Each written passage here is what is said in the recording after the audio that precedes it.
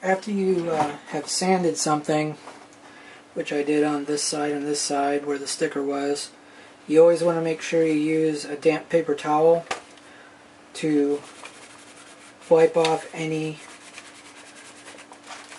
sand dust before you continue.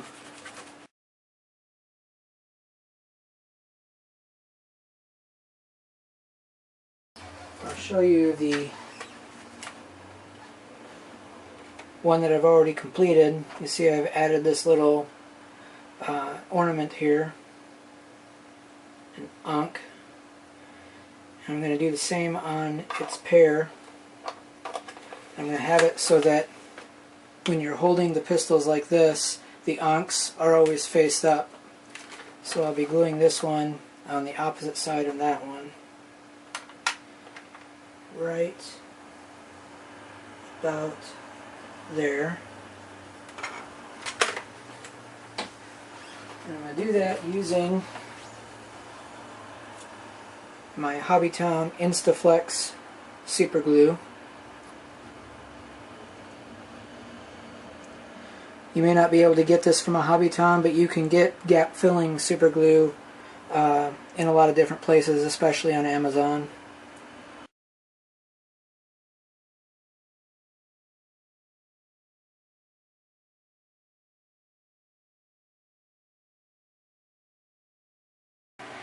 There are all kinds of little safety markings on both sides of the gun that do not look good when painted with rubbing buff. There's also a few things on here. I'll be using this 320 grit flapper wheel Dremel bit, and it's just a bunch of flaps of sandpaper that spin in a circle, and they work a lot better than a grinding stone does, and they leave a much smoother surface. I've got this on medium speed.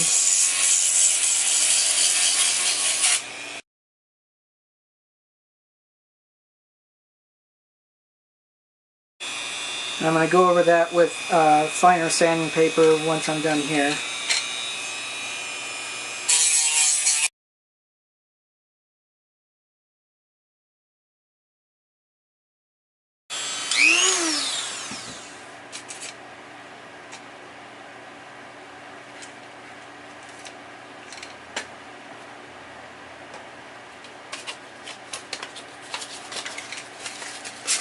And a little bit of hand sanding is all that's needed to make that a really smooth surface.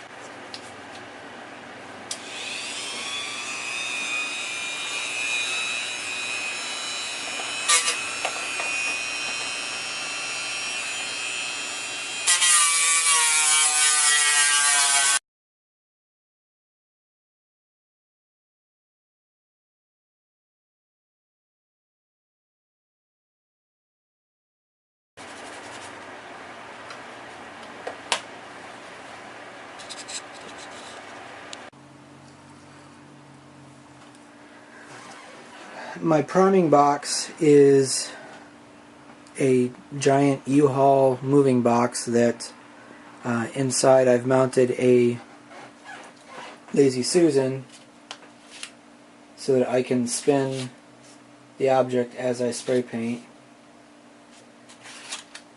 You'll notice that I have masking tape masking off the holes that are open to the moving parts.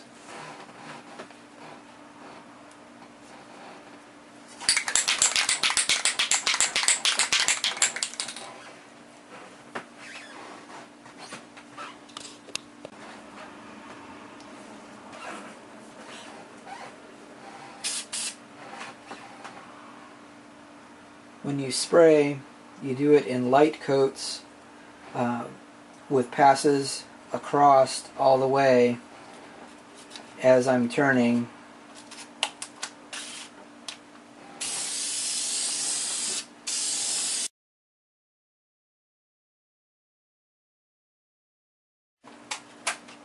With this particular gun, since the plastic is really bright green, it's really easy to tell if you've missed any parts.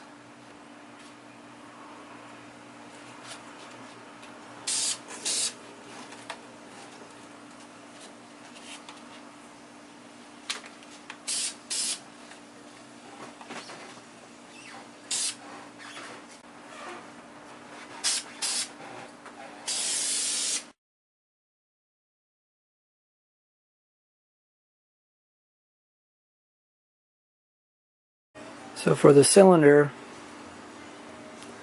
since I have the ends masked off, there's no real way to have it sit properly. So I use this little piece of PVC plumbing as a stand.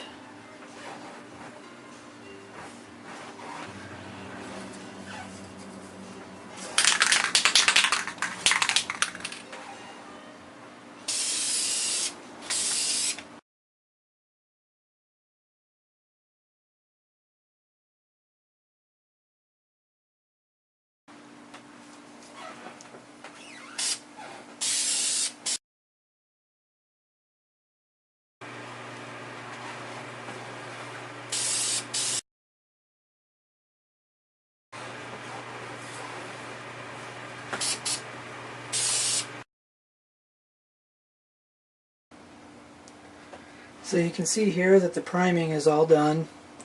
I've removed the masking from the ends of the cylinder and from the holes in the middle of the pistol, and also masking that I did on these pieces of the joint for the sight. That's what they call this, a sight. It's not a sight.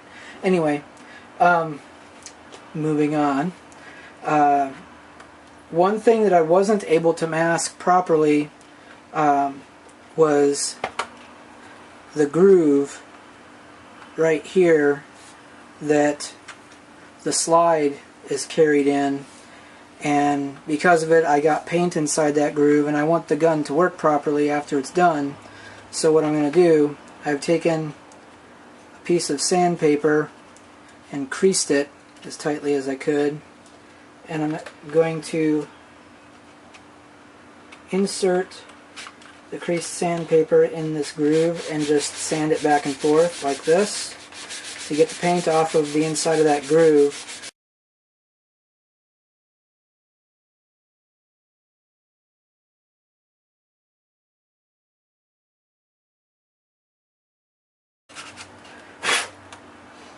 I don't know how well it will focus, but you can see where I got some of the paint off on the front side here where I don't want it to be. Whenever that happens, you can just use acrylic flat black paint to reprime it before you start using rub and buff.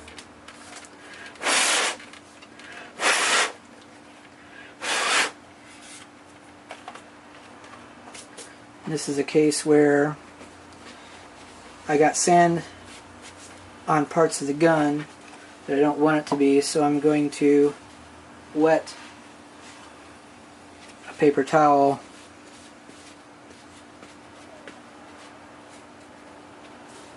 to clear the sandpaper off the rest of the gun.